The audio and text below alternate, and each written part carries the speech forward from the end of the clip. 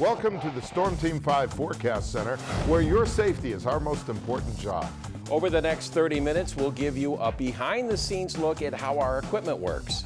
You'll see how we gather weather information using our Doppler Radar network. How we make the graphics you see on the news, and we'll reveal the secrets behind the weather wall. Plus, an inside look at the process of confirming a tornado and how you can get up-to-the-minute weather information. This is Storm Team 5's Eye on the Storm. When severe weather strikes, where will you go? What will you do?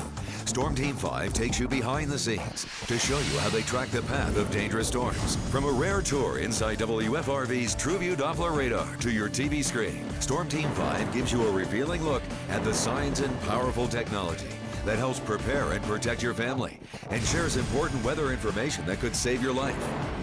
Storm Team 5, Eye on the Storm. Welcome to the Storm Team 5 Weather Center. I'm the first to arrive here at about 4 a.m., but while you sleep at night, our computer graphics systems have been hard at work all night long. Let's take a look at some of the things I look at when I come in during the morning hours. I take a brief scan at anything that's been printed out overnight. It might be the climate information of what's happened during the past 24 hours or some weather discussions of what may happen during the next 24. I always check out our Doppler Radar network to see what's been happening as far as wet weather is concerned. Right now it's very quiet out there, and one of the computers that's been hard at work is this one here, which adds all the new data to all our animation sequences. They may be a radar sequence, which gives an updated radar view every 5 minutes, both national and local. Also might be more of a satellite view, which shows our cloud cover, and that shows every 12 hours worth of data every 30 minutes. That's updated. We also have temperature graphics and then computer animated graphics of computer models, which will show us what the computer thinks is going to happen during the next 24 hours or 48 hours or so. These two systems here I have programmed overnight to draw graphics just for First News. So this in case is showing the future cloud forecast that we show on in the morning show, and also what precipitation is expected during the next couple of days. Now, one of our major resources and originator of our data, the National Weather Service, when severe weather threatens the area, they, along with the Storm Prediction Center, set out alerts in a matter of seconds. Dave Miller gives us an inside look at the process. Severe weather can occur at any time if the conditions are right. In fact, we've already had one severe weather event this spring.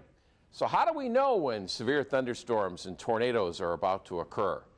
Well, we here at Storm Team 5 continue to monitor for possible severe weather events so that we're ready even before the storm forms. Hours before the storm, we continue to look over computer-generated charts and models which tell us how unstable the atmosphere is going to be later in the day or late that night. At the same time, forecasters at the Storm Prediction Center in Norman, Oklahoma, continue to monitor severe weather potential 24 hours a day, 7 days a week. They're the ones who issue severe thunderstorm and tornado watches and relay this information to the National Weather Service and the media. The local National Weather Service office coordinates with other area offices and share information and products with the media through internet access and instant messaging. All of our products, our outlooks, watches, these graphics are available to all the TV stations so that you can see what we're looking at and you can broadcast that. We are in constant contact with Channel 5 and all the TV stations through instant messaging software so that we can share thoughts and information on the impending severe weather threat. And once this severe weather threat is identified, the information is processed using the latest technology. We put a bullseye on that storm and we get a threat, a potential threat area that the software will draw for us. We will then highlight the area we think has the best chance for severe weather with this polygon.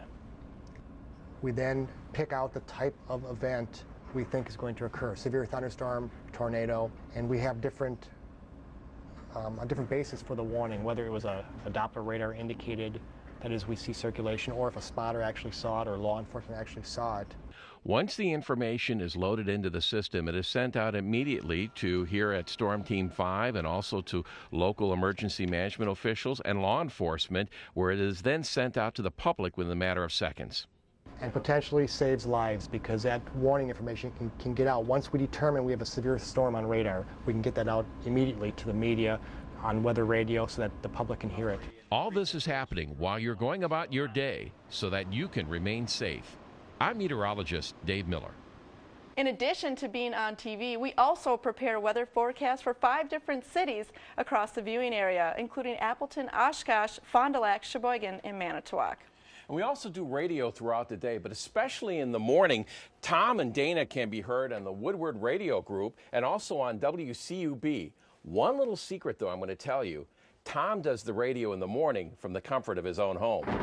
A key resource for us here at Storm Team 5 is our Doppler Radar network. With it, we're able to track severe weather as it arrives in the viewing area. We can see anything from rainfall intensity, whether or not a storm is producing hail, and rotation within thunderstorms. Recently, our chief meteorologist, Tom Mahoney, spent some time at the Little Chute offices, taking us literally inside of the radar.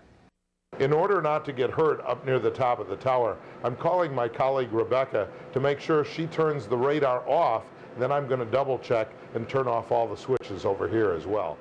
First, turn off the radiation. Okay, I see that drop down. Servo power, then the radar itself. We have it turned off up at Storm Team 5, but I want to be doubly safe. I'm going to turn it off here. We got the key, the power's off. Let's head on upstairs. We're ready to go up the radar tower. Oh my golly, do we really want to do this? Step 1, 2, 3, 27, 28, 29, 30, 31, 32, 4, 5, 6, 64, 65. The flights are getting less. 89, 90, 2, 3, 4, 95, 96, and we're up near the top. We're opening the hatch. Oh, is it windy down there. It's nice to be inside the radome. 98 steps. What a workout. I should do that every day. Now here's how this radar works. Now you may have thought there were a bunch of little hamsters running in a wheel up here. There aren't. There is this gigantic radar dish that completely fills the entire room. Now here's how radar works. It sends out a signal.